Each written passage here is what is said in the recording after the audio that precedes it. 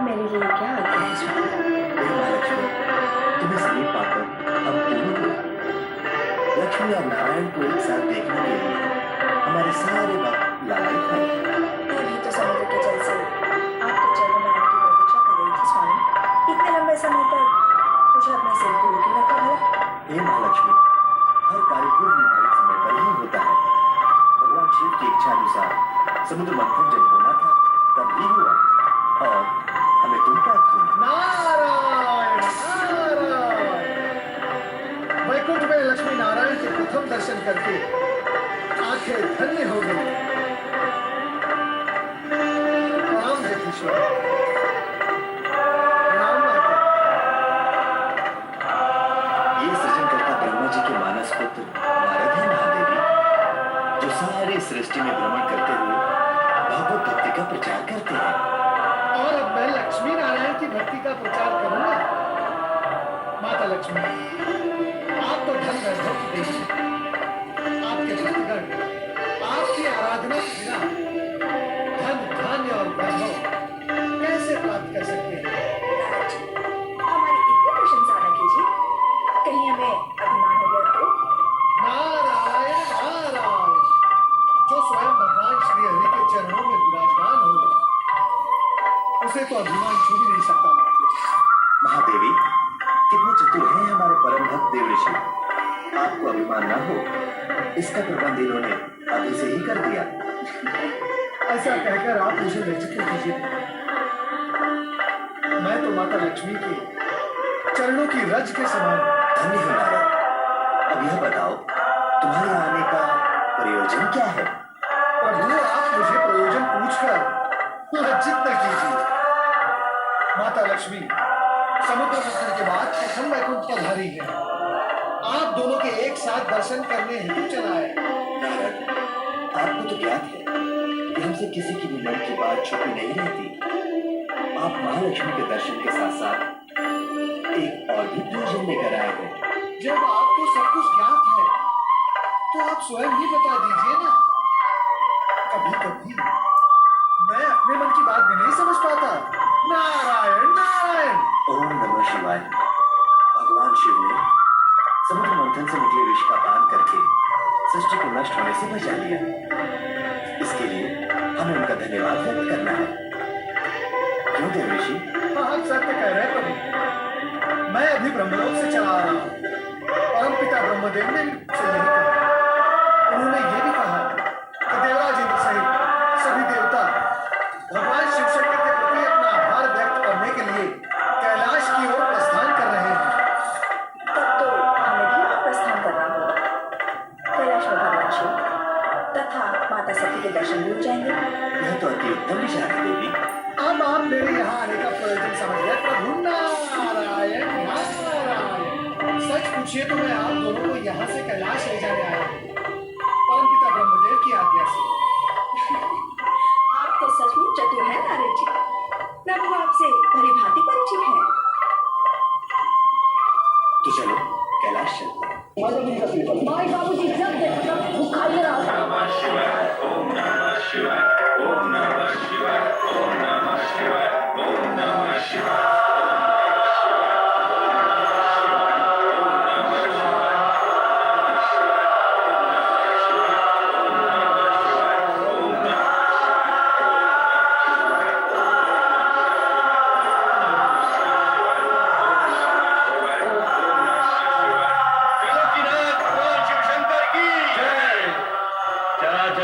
देवादिदेव महादेव की जय।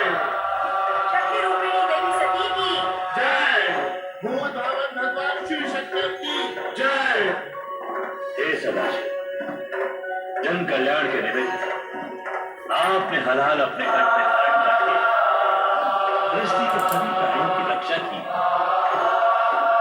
हम सभी की ओर से आपको कोटि कोटि ब्रह्मदेव,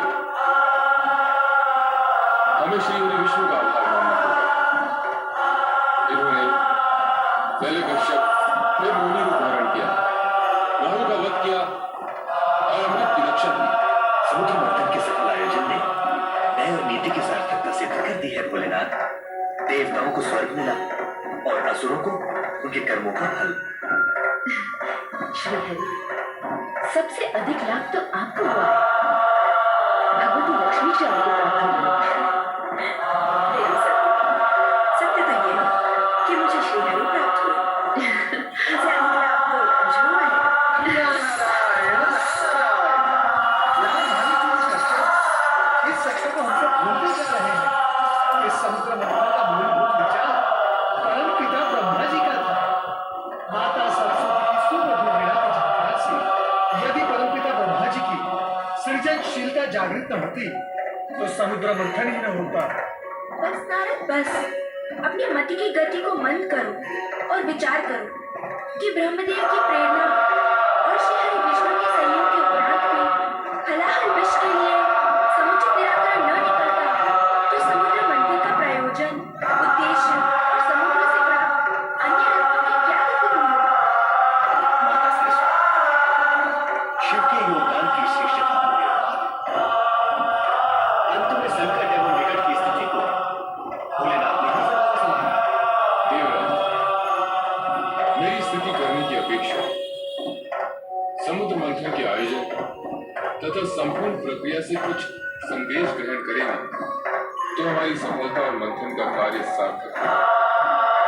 अर्थात सद्गुण सुफल देते हैं और तमोगुण विफल। असुरों में शक्ति, सुविधा और साधन संपन्न होते हुए भी पराजय का मिलते हैं तथा देवगण विजयी है। भविष्य में सचेत व सावधान रहने की आवश्यकता है देवराज। स्वामी, आपके अंतिम शब्दों से तो ऐसा लगता है जैसे आप सबको विदा करने की इच्छुक हैं। किंतु मैंने न तो भगवती लक्ष्मी को दृष्टि भरकर देखा है और न ही देवी सरस्वती से कुछ चर्चा की है। नारायण नारायण। चर्चा, जब दो देवियां चर्चा करती हैं तो धरती में कंपन होने लगता है। यहाँ तो तीन तीन देवियां चर्चा करेंगी। नारायण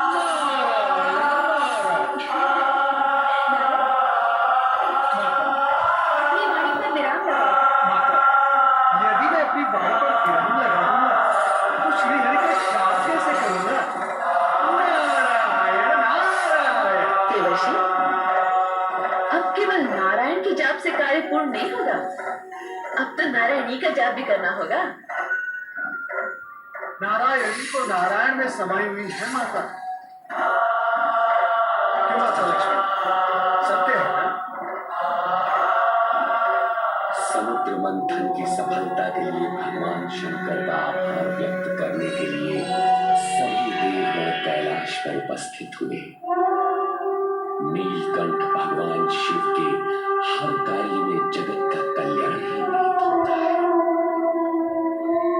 और सृष्टिकर्ता के जगत में दक्ष प्रजापति की 27 कन्याएं अपने हित के निहित पूजा अर्चना पश्चात महल में प्रवेश करती हैं। आनंद आया।